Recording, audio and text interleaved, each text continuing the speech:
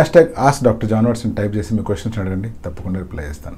ఎన్ కిరణ్ కుమార్, ఒక వ్యక్తికి high grade baldness అని ఎప్పుడు అంటాము అంటే, ఎవరికైతే తల మీద ఈ సైడ్స్ మాత్రమే మిగిలిపోయి ఉంటాయి అండ్ వెనకాల కూడా 3 ఫింగర్స్ లేదా అంతకంటే తక్కువ హెయిర్ మిగిలి ఉంది అనుకోండి, ఇటువంటి వాళ్ళని హై గ్రేడ్ బాల్డ్నెస్ అంటాం.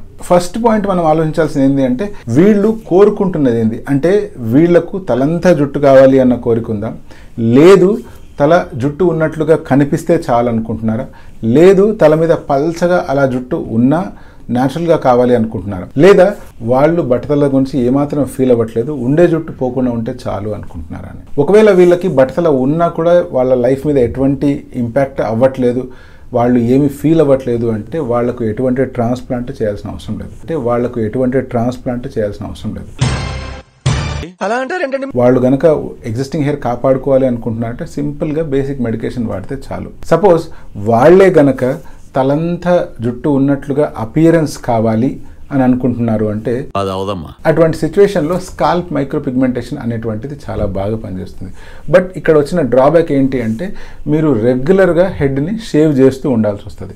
ఎందుకంటే స్కాల్ప్ మైక్రోపిగ్మెంటేషన్ అనే టెక్నిక్ ద్వారా మీరు గుండు చేపించుకున్నప్పుడు ఉన్నటువంటి లుక్ని క్రియేట్ చేయగలుగుతాం, బట్ జుట్టు పెరిగినప్పుడు ఉండే లుక్ని క్రియేట్ చేయలేం. అందుకనే మీరు ఎవ్రీ ఆల్టర్నేట్ డేస్ హెయిర్ని పూర్తిగా షేవ్ చేస్తూ ఉండాల్సి వస్తుంది.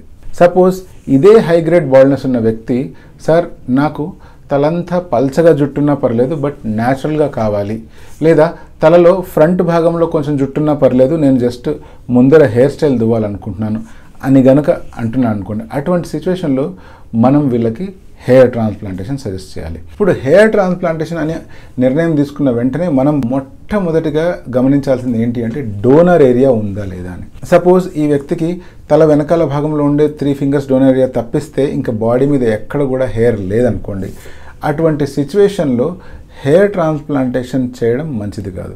ఒకవేళ చేసినా కూడా ఓన్లీ ఫ్రంట్ భాగంలో మాత్రమే ఏదో ఫ్రంట్లో హెయిర్ లైన్ లాగా కానీ ముందు నుంచి చూస్తున్నప్పుడు ఓ మంచి లుక్ వచ్చేలాగా క్రియేట్ చేసుకోవచ్చు, బట్ మిగతా వెనకలంతా బాల్డ్నెస్ అలాగే ఉండిపోయే ఛాన్స్ ఉంది.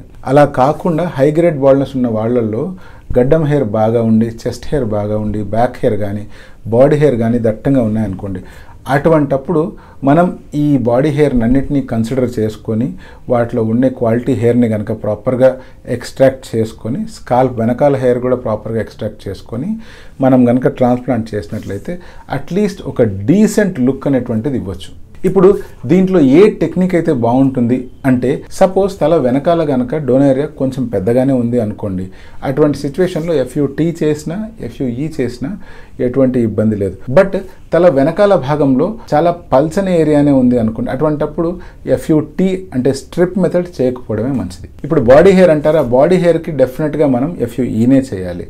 ఆ FUEలో కూడా అడ్వాన్స్డ్ ఇన్స్ట్రుమెంట్స్ వాడవలసి ఉంటుంది, హెయిర్ని జాగ్రత్తగా ఎక్స్ట్రాక్ట్ చేయవలసి ఉంటుంది, అవసరమైతే హెయిర్ని ఎక్సైజ్ కూడా చేయవలసిన అవసరం ఉంటుంది. సపోజ్ ఈ హై గ్రేడ్ బాల్డ్నెస్ ఉన్న వ్యక్తికి తల ట్రిమ్ చేయించుకోవడం ఇష్టం లేదు అనుకోండి, అటువంటప్పుడు మనం లాంగ్ హెయిర్ ట్రాన్స్ప్లాంట్ అనే టెక్నిక్ ద్వారా లాంగ్ హెయిర్ని డైరెక్ట్గా తీసి లాంగ్ హెయిర్ని ఇంప్లాంట్ చేసేసుకోవచ్చు. ఇప్పుడు ఫైనల్ కండిషన్ చూద్దాం. ఇప్పుడు హై గ్రేడ్ బాల్డ్నెస్ ఉన్న వ్యక్తికి తలంతా బాల్డ్గా ఉంది, బట్ ఆయనకి తలంతా ఒత్తుగా జుట్టు కావాలి అనుకుంటున్నాడు. ఇటువంటి సిచ్యువేషన్లో ఆయనకి ఏం సొల్యూషన్ ఇవ్వచ్చు అంటే, ఇటువంటి సిచ్యువేషన్లో పొరపాటును కూడా మెడిసిన్స్ కానీ, స్టెమ్ సెల్స్ కానీ, డర్మా రోలర్ కానీ, హెయిర్ ట్రాన్స్ప్లాంటేషన్స్ కానీ పని చేయవు. మీరు చేయవలసింది వాళ్ళకి హెయిర్ ప్యాచ్ అనేటువంటిది సజెస్ట్ చేయడం. మంచి క్వాలిటీ హెయిర్ ప్యాచ్ కనుక వాడినట్లయితే వాళ్ళు అనుకున్నట్లు వాళ్లకు తలంతా ఒత్తుగా జుట్టు కనిపిస్తుంది.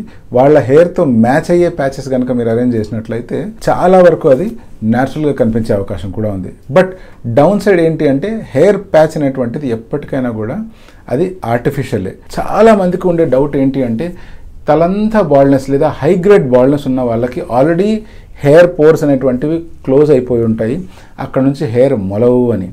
మనం అర్థం చేసుకోవాల్సిన పాయింట్ ఏంటంటే, హెయిర్కు ఉండే పోర్ అనేటువంటివి కానీ, ఫాలికల్స్ అనేటువంటివి కానీ ఎప్పటికీ క్లోజ్ అవ్వవు.